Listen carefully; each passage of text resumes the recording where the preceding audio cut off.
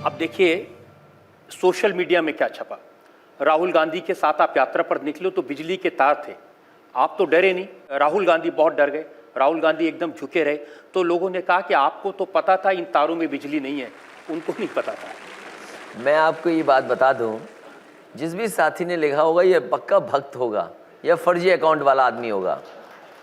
और ये बात इसलिए कह रहा हूँ कि शहरों में 24 घंटे बिजली आज समाजवादी सरकार में मिल रही है और गांव में 16 से लेकर 18 घंटे बिजली उपलब्ध करा रहे हैं।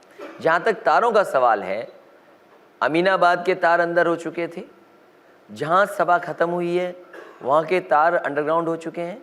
मेट्रो जैसे जैसे आगे बढ़ रही है, मैंने निर्देश दिए हैं कि डक्ट बना करके जितनी भी सर्विसेज हैं सब अंडरग्राउंड हो जाएंगी। और यही नहीं, पहली बार उत्तर प्रदेश में अपने संसाधन से करीबन 20-25 जिलों में अंडरग्राउंड केबलिंग हो रही है, जिसमें मऊ है, आजमगढ़ है, आपका कन्नौज है, रामपुर है, ऐसे तमाम स्थान हैं जहाँ पर अंडरग्राउंड केबलिंग हो रही है, जिससे कि लाइन लॉसेस और अननेसेसरी जो फ्लक्चुएशन होती है उसको रोक सकें। मैं तो कहता हूँ कि पहले किसी सरकार ने अंडरग्राउंड ज़्यादा किया हो तो बताएं हमें। वो तो क्योंकि तस्वीर अच्छी लगेगी सबको कि दोनों झुक रहे हैं, तार दिख रहे हैं, पेड़ दिख रहे हैं। झुक रहे? नहीं, मैं भी झुका हूँ क्योंकि तार आ जाएगा तो ये कम से कम बचना तो पड़ेगा ही। लेकिन अब जो सबसे ज्यादा इल्जाम लग रहा है वो है लॉ एंड ऑर्डर पर। मायावती जी भी ये कह रही हैं और अमित शाह भी ये कह रहे हैं कि उत्तर प्रदेश में गुंडा राज है, उत्तर प्रदेश में कानून व्यवस्था का नाम नहीं है और इसके लिए अखिलेश यादव जिम्मेदार है। अगर ये दोनों कह रहे हैं गुंडा राज, अगर बीएसपी के लोग कह रहे हैं और अगर बीजेपी के नेता कह रहे हैं कि ये गुंडा राज है, तो मैं समझता हूँ इनकी बातों पे बिल्कुल यकीन नहीं करना चाहिए।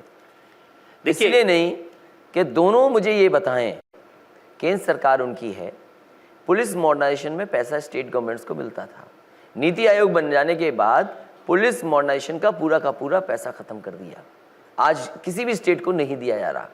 मैं बहुजन समाज पार्टी और पत्थरवाली सरकार की नेता से कहना चाहता हूं कि कानून व्यवस्था को बेहतर करने के लिए अगर पुलिस के लिए कोई अच्छा काम किया हो तो बताओ। मैं ये कह सकता हूं, आज़ादी के बाद सबसे ज़्यादा पुलिस में प्रमोशन अगर किसी ने किए हैं तो समाजवादी सरकार ने किए हैं।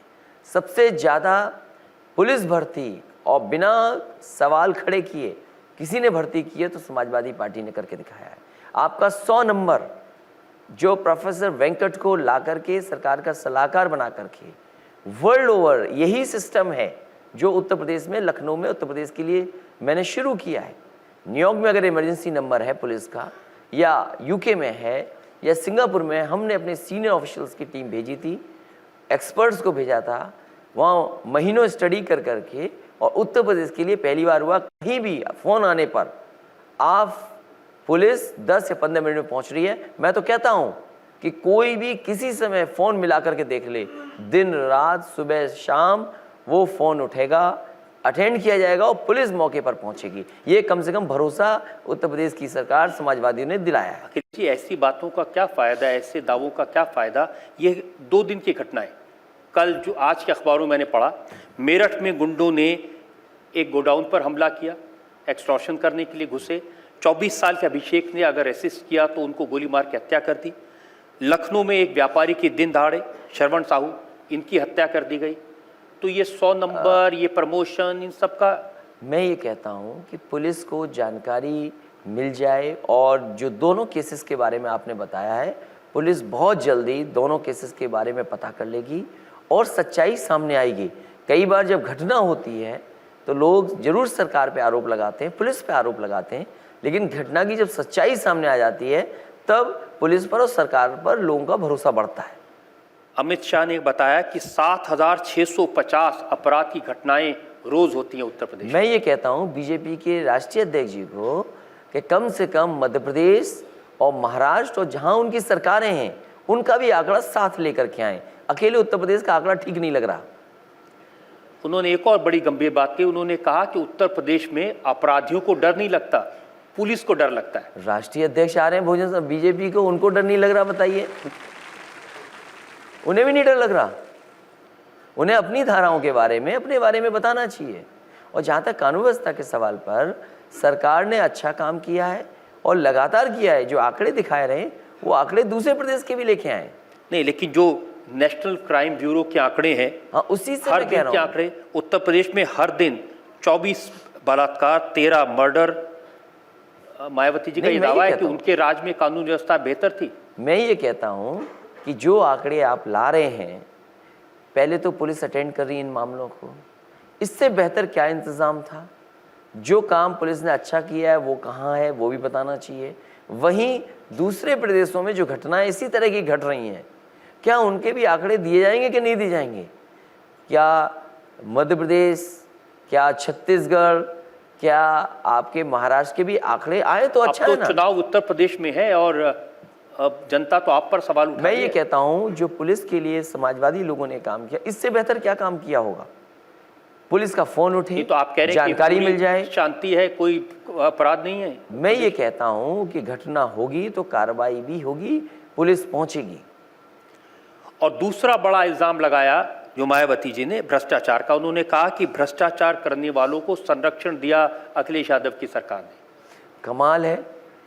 वैसे मैंने तो अजूबा ये मानता हूं कि ताजमहल अजूबा है। अगर हमारी पत्थर देवी वाली सरकार की नेता जो है वो ये कहे भ्रष्टाचार, ये भी अजूबा ही बात है। यादव सिंह के केस में नोएडा अथॉरिटी के चीफ इंजीनियर 1000 करोड़ रुपए की संपत्ति का केस चला। जब हाई कोर्ट में मामला आया सीबीआई की जांच का, तो उत्तर प्रदेश की सरकार ने विरोध किया, सीबीआई की जांच नहीं होनी चाहिए। मैं ये सुप्रीम कोर्ट में गया तो वहां विरोध किया। वो ठीक है, सरकार अपना पक्ष रख रही है। मैं ये जानना चाहता हूं, पहली बात तो सबको ये बात पता होनी चाहिए, यादव सिंह यादव नहीं है। पहले ये सब बात सबको पता होनी चाहिए। हमारा तो ये है कि वो यादव सिंह को यादव हैं और ये सबसे करीब तो उन्हीं के हैं जो आरोप लगा रही हैं। आप ये भी जानकारी कर लीजिए। तो फिर तो आपको सीबीआई इंक्वायरी को सपोर्ट करना चाहिए था। जो सरकार का पक्ष था, अगर किसी के पर झूठे इल्जाम हो, अन्याय हो रहा हो, तो कम से कम सरकार अपना पक्ष तो रख सकती है। बाकी तो कोर्ट को तय करना है। हम अपना पक्ष भी नहीं रख सकते। नहीं, आपका पक्ष उनके फेवर में जिस पर भ्रष्टाचार के आरोप लगे जो केसेस थे, किन मामलों के केसेस थे, क्या चीज थी, अगर उस पर सरकार भी पक्ष नहीं रखेगी। कोई प्राइवेट कंपनी का अपना काम कर रहा हो, उस पर आरोप लग रहा हो, लेकिन सरकार जवाब भी नहीं दे सकती अपना सच। लेकिन जवाब दिया तो सुप्रीम कोर्ट ने डांट लगाई आपकी सरकार को, आपको, कि ये क्या, किसको सपोर्ट कर रहे हैं, किसके बारे में आप सीबीआई जांच नहीं चाहते। तो ठीक है, हमने अपनी, क्योंकि जुडिशली इंक्वायरी कर रखी थी, हमने इंक्वायरी हमारे यहाँ चल रही थी स्टेट गवर्नमेंट की। लेकिन हर केस में हाई कोर्ट ने खनन के मामले में गायत्री प्रजापति पर सीबीआई की इंक्वायरी करने का आदेश दिया। आपने उनको हटा भी दिया सरकार से, अब फिर आपने टिकट दे दिया। नहीं, टिकट दे दिया और वो मैं समझता हूँ जांच चल रही होगी, जांच में सच्चाई सामने आ जाएगी जो भी होगी। लेकिन ये तो सही है ना कि जिसके ऊपर इंक्वायरी की बात होती है उसको आपका समर्थन मिलता है। मैं ये कहता हूँ सरकार अपना सच पक्ष रखेगी कि नहीं रखेगी। सरकार का पूरा लॉ डिपार्टमेंट है, वो अपना पक्ष रखेगी सरकार की नहीं रखेगी। जरूर रखे, लेकिन हर बार सरकार का पक्ष उन लोगों के पक्ष में क्यों चाहता है जिन पर भ्रष्टाचार के आरोप है। सीबीआई पे अगर है तो स्टेट गवर्नमेंट कुछ नहीं कर सकती उसमें। स्टेट गवर्नमेंट कैसे हस्तक्षेप कर सकती है? अगर सीबीआई के पास मामला है तो स्टेट गवर्नमेंट कैसे हस्तक्षेप कर सकती है? और जिसके ऊपर सीबीआई का मामला है उन्हीं को आप चुनाव लड़वा रहे हैं। तो वो स्वाभाविक है, अगर वो वहां से जीत सकते हैं तो हम टिकट देंगे उनको। अच्छा, इस बात का कोई फर्क नहीं पड़ता कि किसके ऊपर कितने आपराधिक मामले हैं? प्रजापति के बारे में तो इतना है कि उन्हें चुनाव लड़ने का मौका दिया जा रहा है। हाँ, वैसे लोग तो कह रहे हैं यही मेहरबानी की आपने, यही काफ़ी है। अब कुछ भी कहा जाए, लेकिन वो अमेठी से चुनाव लड़ रहे हैं।